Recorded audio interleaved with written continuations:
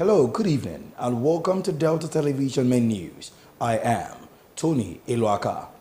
You can also follow our news online on Facebook and YouTube at Delta Broadcasting Service Asaba, or visit our website at www.dbsasaba.com. Now the details. The state governor, Right Honorable Sheriff Oborewori, says the establishment of 3 new state-owned universities has significantly expanded access to higher education in the state. The governor made the remark at the maiden convocation ceremony of Dennis Osadebe University, Asaba, where 416 pioneer students graduated with first degrees across several faculties. Governor Oborewori explained that the universities were created in 2021 to address the shortage of admission spaces after more than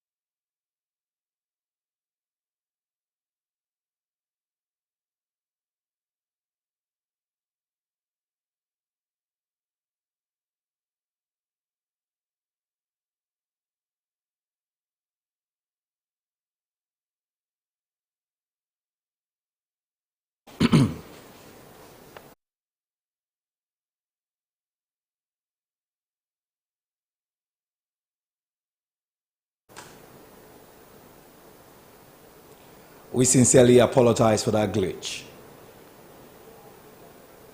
The state governor, Right Honorable Sheriff Oborewori, says the establishment of 3 new state-owned universities has significantly expanded access to higher education in the state.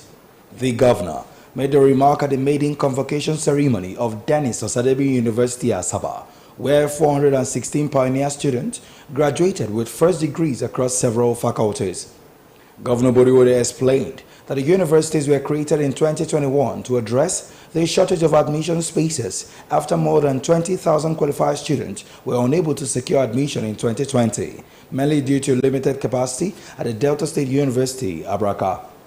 He revealed that the first graduation cycle from the 3 state-owned universities produced 3,203 graduates, including 1,206 from University of Delta, Abo, 1,231 from Southern Delta University, Ozoro, and 416 from Dennis Osadebe University, Asaba.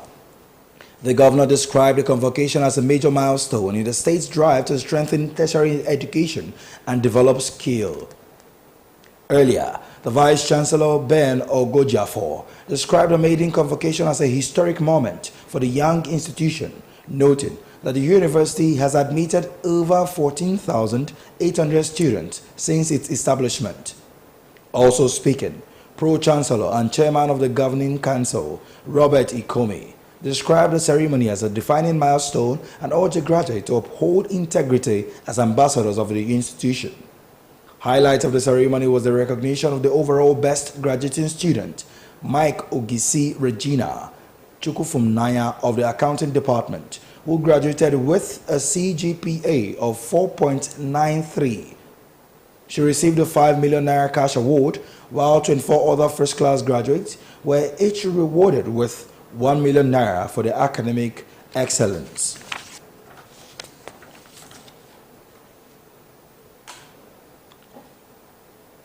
Effective security of oil and gas facilities have been hinged on strong community development and engagement. The Secretary to the State Government, Dr. Kingsley Emu, said that this during a ministerial briefing session for participants of the Strategic Management and Policy Studies Course 8 of the Nigerian Army Resource Center, Abuja, who are on a study tour of the state. Sam Sokojite reports. Dr. Emu emphasized the need for sustained community development and engagement, genuine corporate social responsibility by oil companies, fine-tuning of policies, strengthening of legal frameworks, and institutionalization of community policing to safeguard critical assets. He noted that the state has the highest gas reserves for power generation in the country, with oil accounting for about 48% of the state's revenue. This, he said, underscored the strategic importance of protecting the sector through various peacekeeping committees established by the state government. While commending the efforts of President Bola Tinubu, the SSG highlighted the need for environmental restoration and community empowerment alongside sustained investment in the protection of oil and gas facilities. So we need to do more of backward integration to ensure that we have a country running. It's not just about oil installations. I'm always fully adding that once we look at oil installations to protect it, we should look at the neighborhood where all of these things are produced. In Delta, for instance, we agreed in our Security Council meeting that every unmanned forest that has become a harbinger for crime and criminality will be acquired.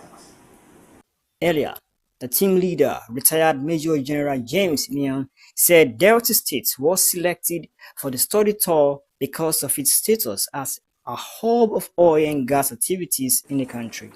He explained that the delegation was in the state to understudy measures put in place to secure oil and gas facilities with a view to harnessing best practices for national application. I want to bring to fore that the team is a mix of very senior officers of the Nigerian Armed Forces, as well as members of the intelligence community and other high personnel of other ministries, departments, and agencies. Now this mix is deliberate so that we believe now that we are all advocating for a whole of society approach, they can better brainstorm together, intermingle, and during this study be more able to bring out workable solutions to some of the insecurity confronting us in Nigeria. The 11-month course attracted participants from intelligence and security agencies. Upon completion, they will be awarded a master's degree in strategic management and policy studies. Present at the briefing were the Commissioner for Oil and Gas, Chief Peter Uviejitobo, the Commissioner for Riverine Community Development, Chief Ibikeme Clark, the Commander of the C3 Brigade, Asaba, Brigadier General Morufolu Shonibari, as well as other top government officials. The briefing, held as part of the team study tour, focused on the theme, Security of Oil and Gas Facilities in the Niger Delta, a panacea for national development. Sans Opposite reporting.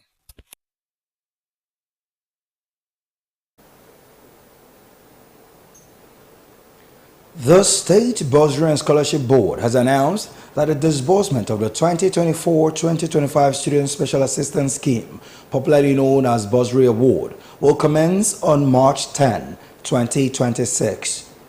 In a public service announcement issued in Asaba, the Executive Secretary of the Board, Dr. Godfrey O. Enita, said the payment is specifically for eligible students of Delta State origin currently enrolled in tertiary institutions across Nigeria who have successfully completed the required registration and verification processes for the 2024-2025 bursary program. According to the statement, the scheme forms part of the state government's continued commitment to supporting the education and welfare of Delta State students studying in various higher institutions across the country. Dr. Anita expressed appreciation to the Governor of Delta State, Sheriff Obodiwori, for his consistent support for students and dedication to advancing educational development in the state. He noted that the bursary scheme aligns with the Governor's more agenda, which places significant emphasis on human capital development and educational advancement. The board urged all beneficiaries to remain focused on their academic pursuit and to continue upholding the values of excellence, integrity, and pride associated with Delta State in their respective institutions. The bursary scheme is one of the key educational support programs of Delta State government, aimed at easing the financial burden on students and promoting access to quality higher education for indigenes of the state.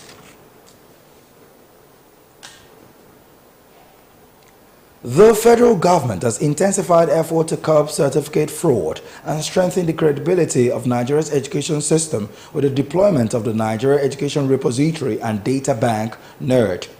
The initiative was announced by the Minister of Education, Tunji Alausa, during a national capacity building program for institutional representatives. According to the Federal Ministry of Education, NERD is a national digital platform designed to secure, digitize, and authenticate academic records across the tertiary institutions. The minister said the system supports the reform agenda of President Bola Tinubu by ensuring reliable digital preservation and verification of academic credentials. Within 4 months of implementation, the platform has preserved nearly 100,000 digital student submissions, integrated more than 250 tertiary institutions, and enrolled over 133,000 students and 6,800 lecturers. The government also disclosed that the participation in the NERD platform will now become a requirement for the participation in or exemption from the National Youth Service Corps scheme as part of efforts to curb certificate fraud.